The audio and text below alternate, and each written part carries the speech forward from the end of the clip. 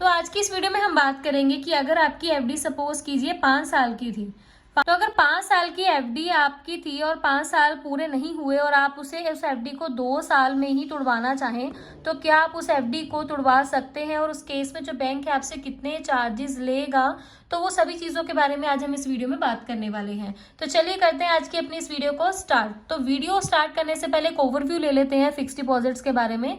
देखिए, जो बैंक के फिक्स डिपॉजिट्स होते हैं, ज़्यादातर लोग इसे क्यों चूज करते हैं? क्योंकि ये सेफ और सिक्योर तरीका है और इन्वेस्टर्स को ऐसा लगता है कि उन्हें जो रिटर्न है वो गारंटेड मिलेगा। और जो एफडी है हमारी कंट्री में, जो कि इंडिया में सबसे ज़्यादा पॉपुलर इन्वेस्टमेंट ऑप्शन माना जाता है, तो जो एफडीज हैं वो कब से कब तक हो सकती हैं? देखिए, एफडी का जो टेन्योर है वो 7 दिनों से लेकर 10 सालों तक आप करवा सकते हो। मतलब ये आपके ऊपर ऑप्शन है, आप 7 दिनों के लिए करवाएं, महीने के लिए, 2 महीने के लिए, 2 साल के लिए, 4 साल के लिए, वो आपके ऊपर है। टेक्निकली 10 सालों तक आप अपनी जो फिक्स डिपॉजिट्स हैं वो करवा सकते हैं अपनी रिक्वायरमेंट्स के अकॉर्डिंग। तो अब बात करते हैं कि अगर आप प्री मेच्योरली अपनी एफडी को विड्रॉ करवाना चाहें तो बैंक आपसे कितने चार्जेस लेगा। अगर आप एफडी को टाइम से पहले विड्रॉ करवा लेते हैं तो उस केस में बैंक आपसे 0.5% से लेकर 1% तक का जो चार्ज है आपके इंटरेस्ट के ऊपर, मतलब जितना इंटरेस्ट आपके एफडी के ऊपर आपने कमाया है उसका 1% या 0.5% जो बैंक है वो आपसे ले सकता है।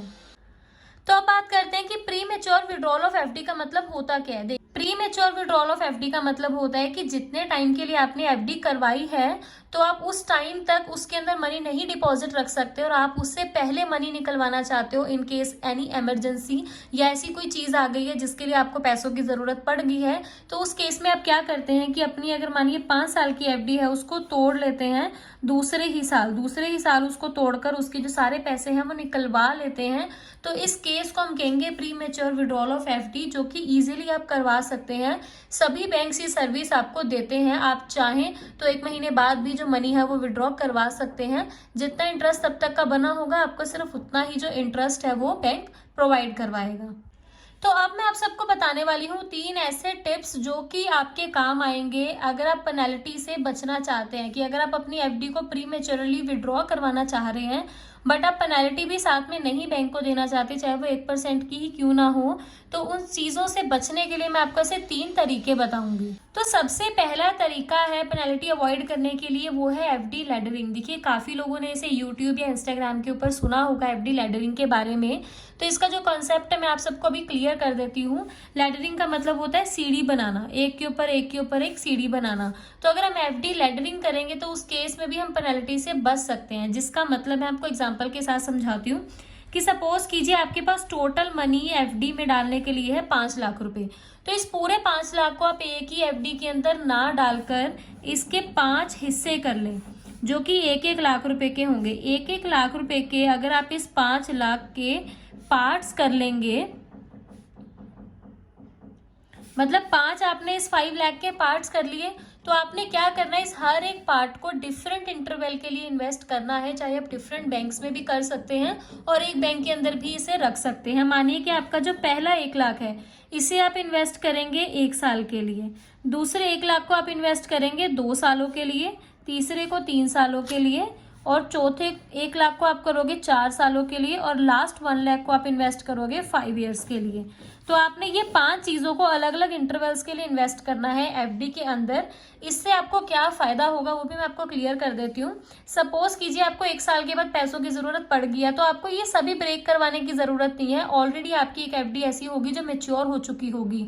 किसी भी तरीके की पेनल्टी आपको अपने बैंक को नहीं पे करनी पड़ेगी और इस मनी का आप प्रॉपर तरीके से यूज़ कर सकते हो। हाँ, इन केस अगर 1 साल के बाद आपको किसी भी तरीके के पैसों की ज़रूरत नहीं पड़ रही है तो उस केस में आप इस एफडी को तुड़वाने की बजाय या इससे पैसे निकलवाने की बजाय इस पैसे को 5 सालों के लिए इन्वेस्ट कर दो। दैट मीन्स कि अगर पहले साल 1 लाख आपको मिल जाते हैं विद इंटरेस्ट और आपको भी पैसों की ज़रूरत नहीं है, तो इस 1 लाख को +4 करके 4 ईयर्स के लिए इन्वेस्ट कर दो, जिससे कि आपका जो रेट ऑफ इंटरेस्ट है वो टाइमली कंपाउंड होगा।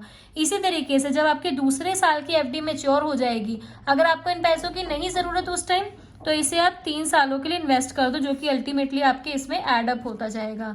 सेम ऐसी अगर तीसरे साल आपकी एफडी हो जाती है मैच्योर, अगर आपको पैसों की नहीं ज़रूरत, तो इसे 2 सालों के लिए इन्वेस्ट कर दीजिए। तो इस तरीके से आप इंटरेस्ट भी अच्छा कमा पाएंगे, एक्सपोनेंशियल ग्रोथ भी आपको मिलेगी और किसी तरीके की पेनल्टी आपको बैंक को नहीं पे करनी होगी, क्योंकि आपके पास अलग अलग इंटरवल्स पे पैसे होंगे। तो अगर आपको कभी भी ज़रूरत पड़ेगी तो आप उन पैसों का इस्तेमाल कर सकते हो, आपको किसी भी तरीके से एफडी को तोड़वाने की ज़रूरत नहीं पड़ेगी। अगर इसके बारे में डिटेल में जानना चाहते हो तो मुझे नीचे कमेंट सेक्शन में बताना, मैं एफडी लेंडरिंग के ऊपर एक कंप्लीट डेडिकेटेड वीडियो ज़रूर बनाऊंगी। इसके बाद हम बात करते हैं दूसरे तरीके की। दूसरा तरीका क्या है पेनल्टी से बचने के लिए? दूसरा तरीका है स्वीप इन फैसिलिटी। ये ऑलमोस्ट सभी बैंक्स जो है अपने कस्टमर्स को प्रोवाइड करवाते हैं, जिसका मतलब क्या होता है कि एक मिनिमम बैलेंस से जब ऊपर आपका बैलेंस बैंक अकाउंट के अंदर आ जाता है, बैंक अकाउंट मीन्स आपके सेविंग्स अकाउंट के अंदर एक एक्स बैलेंस से ज़्यादा कोई बैलेंस हो जाता है, जिसे हम वाई बोलते हैं, तो इस वाई बैलेंस को जो बैंक है एफडी के अंदर कन्वर्ट कर देता है। अगर आप ये स्वीप इन फैसिलिटी रखते हैं, दैट मीन्स कि आप मानिए आपने बैंक को कहे कि अगर 10,000 से ज़्यादा मेरे सेविंग्स अकाउंट में पैसे आते हैं, सपोज कीजिए 10 के आपके पास, आपने 2,000 एक्स्ट्रा जमा करवा दिए तो आपके पास टोटल 12,000 हो गए। आपने बैंक को कहा है कि 10,000 से ज़्यादा जितने भी मेरे बैंक के अंदर पैसे पड़े होंगे at the end of month, तो उन पैसों को आप ऑटोमेटिकली एफडी कर देना। तो इसमें बैंक क्या करेगा, आपकी जो 2,000 एक्स्ट्रा है उसकी 2,000 की जो बैंक है आपकी एफडी कर देगा। तो आप चाहें तो इस पैसों को जितने मर्जी टाइम के लिए रख सकते हैं और जब मर्जी इसे आप निकलवा भी सकते हैं। और इस फैसिलिटी को ओपन करवाने के लिए एटलीस्ट 25,000 की एफडी आपको अपनी बैंक के साथ पहले करवानी होगी, और उसके बाद जो बैंक है वो एवरी मंथ जितना भी एक्सेस अमाउंट होगा उसकी जो एफडी है वो आपकी बनाते रहेगा। और ये जो स्वीप इन सर्विस होती है, इससे जो इंटरेस्ट रेट है आपको काफ़ी हाई मिलता है as compared to other fix deposits, और इसमें आप किसी भी टाइम इमरजेंसी में अपने मनी को निकलवा भी सकते हो। सपोज कीजिए आपको किसी टाइम 10,000 रुपयों की ज़रूरत पड़ गई और आपके अकाउंट के अंदर जीरो बैलेंस है, तो उस केस में आप ये मनी को विड्रॉ करवा सकते हो। बस ये जो मनी है आपकी एफडी के अंदर से निकल कर आएगी, तो इन केस ऑफ इमरजेंसी आप इसे निकलवा सकते हो और किसी भी तरीके की पेनल्टी जो है वो आपको बैंक को नहीं पे करनी होगी। और ये जो पैसा है आपका टोटली सेफ ही पड़ा रहेगा, जो भी आपकी रिमेनिंग अमाउंट बचेगी तो बैंक उसके ऊपर आपको जो इंटरेस्ट है वो देता रहेगा। अब बात कर लेते हैं तीसरे तरीके की। ऐसा कौन सा तीसरा तरीका है जिससे आप पेनल्टी अपनी अवॉइड कर सकते हो? वो है gate loan against your FD.